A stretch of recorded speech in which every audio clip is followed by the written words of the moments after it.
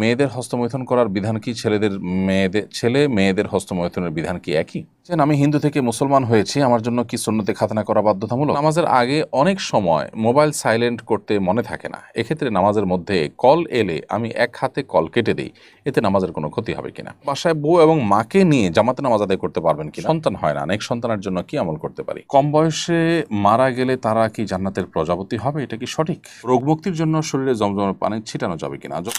হৃদয় লিখেছেন, আমি হিন্দু থেকে মুসলমান হয়েছি, আমার জন্য কি সুন্নতে খাতনা করা বাধ্যতামূলক? সুন্নতে খাতনা করা সুন্নতে মুআক্কাদা এবং ইসলামের প্রতীকী বিষয়, এমন একটা বিষয় যেটাকে শিআর ইসলাম হিসাবে আখ্যায়িত করা হয়েছে এবং নবী সাল্লাল্লাহু আলাইহি ওয়াসাল্লাম এটাকে সুন্নাতুল ফিতরাহ বা একেবারে প্রকৃতিগতভাবে সমস্ত পূর্বের নবী রাসূলদের কমন সুন্নাহর অন্তর্ভুক্ত বলে তিনি আখ্যায়িত করেছেন, জানিয়েছেন।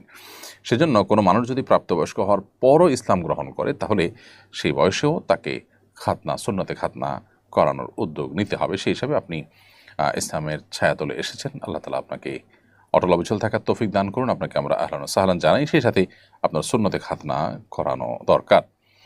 এরপরের প্রশ্ন হলো, নামাজের আগে অনেক সময় মোবাইল সাইলেন্ট করতে মনে থাকে না, এক্ষেত্রে নামাজের মধ্যে কল এলে আমি এক হাতে কল কেটে দিই, এতে নামাজের কোনো ক্ষতি হবে কিনা? কোনো অসুবিধা নেই, বিশেষ করে যদি আমলে কাসির এর পর্যায়ে না হয়, অর্থাৎ আপনি যদি মোবাইলের সে কল কাটতে গিয়ে মোবাইল বের করেন, দেখেন, অনেক নাড়াচাড়া করেন এবং এমন কিছু করেন যেটা দেখে আপনার মুড দেখে আপনি কি নামাজে নাকি নামাজের বাইরে সেটা স্পষ্ট না হয়, এরকম যদি হয় তাহলে সেক্ষেত্রে আপনার এই নামাজ আপনার আর থাকবে না, বরং এটা নষ্ট হয়ে যাবে, কারণ আমলে কাসির হলে নামাজ ভঙ্গ হয়ে যায়। অতএব আপনি আলতোভাবে শুধুমাত্র এক হাত বাঁধা আছে আর এক হাত দিয়ে কেটে দিলেন অথবা বন্ধ করে দিলেন, সেটা আপনি করতে পারেন পকেটে হাত ঢুকিয়ে বা বাহির থেকে, সেটাতে অসুবিধা নেই। কিন্তু অনেক বেশি যদি আপনি মোবাইল দেখাদেখি করেন এমনভাবে যেটা দেখে আপনার নামাজের বাইরে আছেন কিনা সেরকম একটা অবস্থা যদি বোঝা যায় তাহলে কিন্তু নামাজ নষ্ট হয়ে যাবে। বিনতে নূর মোহাম্মদ আপনি লিখেছেন, আমার প্রশ্ন দুটি। প্রথম প্রশ্ন, বাচ্চার জন্মের পর বাচ্চার মা বাচ্চার কানে আজান দিতে পারবেন কিনা? নাম্বার 2, নেফাস অবস্থায় ব্যবহৃত কাপড় কি পরবর্তীতে পরে নামাজ পড়া যাবে কি না? আজান মূলত ছেলেরা দিবেন, আর বাচ্চার নেফাস অবস্থায় যে ব্যবহৃত কাপড় সেটা যদি পাক পবিত্র করে ধুয়ে পরে নামাজ পড়তে চান অবশ্যই পড়তে পারবেন, কোনো অসুবিধা নেই। মেয়েদের মধ্যে বিড়াল পালার ট্রেন্ড চালু হয়েছে, অনেক ছেলের মধ্যে বিড়াল প্রেমী লক্ষণীয়। বিড়াল পালার ফজিলত বয়ান করতে গিয়ে অনেকে আবু হুরায়রা রাদিয়াল্লাহু তাআলা আনহু বিড়াল পালার ইতিহাস বলেন। প্রশ্ন হলো, বিড়াল পালার কি আসলে কোনো ফজিলত আছে? বিড়াল পালাটা জায়েজ, সাহাবায়ে কেরাম বিড়াল পেলেছেন। নবী করিম সাল্লাল্লাহু আলাইহি ওয়াসাল্লাম বাসা বাড়িতে বিড়ালের প্রদক্ষিণ করার বিষয়টি তার হাদিসে উল্লেখ করা আছে, তার মানে এটা জায়েজ আছে, তিনি এটাকে স্বাভাবিকভাবে দেখেছেন। সাহাবীরা কেউ বিড়াল পেলেছেন, নবী করিম সাল্লাল্লাহু আলাইহি ওয়াসাল্লাম সেটাকে নিষেধ করেননি, অনুমোদন দিয়েছেন, তার মানে এটা জায়েজ।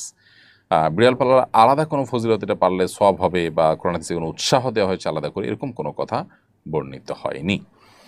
তবে আল্লাহর যে কোনো প্রাণীর প্রতি, আল্লাহর যে কোনো সৃষ্টির প্রতি আপনি অনুগ্রহ করলে তার কারণে আল্লাহর কাছে আপনি সওয়াব পাবেন, সেটা সাধারণ কথা এবং সব ক্ষেত্রেই প্রযোজ্য।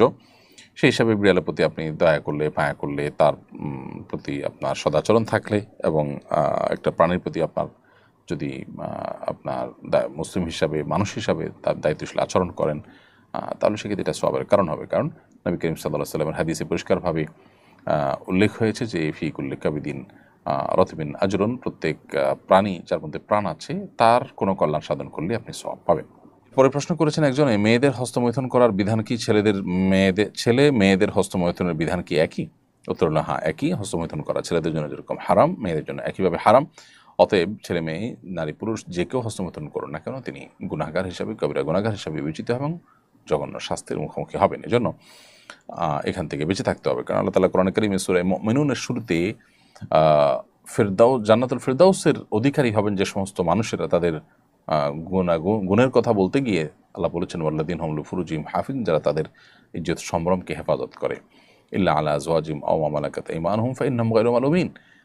নির্দিষ্ট বৈধ ক্ষেত্রে যেমন স্বামী স্ত্রী তাদের পারস্পরিক শারীরিক সম্পর্কের মাধ্যমে যদি তারা তাদের জৈবিক চাহিদা পূরণ করেন সেটা শুধু অনুমোদিত। অতএব অন্য কোনো উপায় শরীয়ত অগ্রাহ্য, শরীয়ত অনুমোদন করেনি, অননুমোদিত কোনো উপায়ে যদি আপনি আপনার যৌন চাহিদা পূরণ করেন সেটা নারী হন পুরুষ হন সবার জন্যই কিন্তু হারাম হিসাবে বিবেচিত হবে।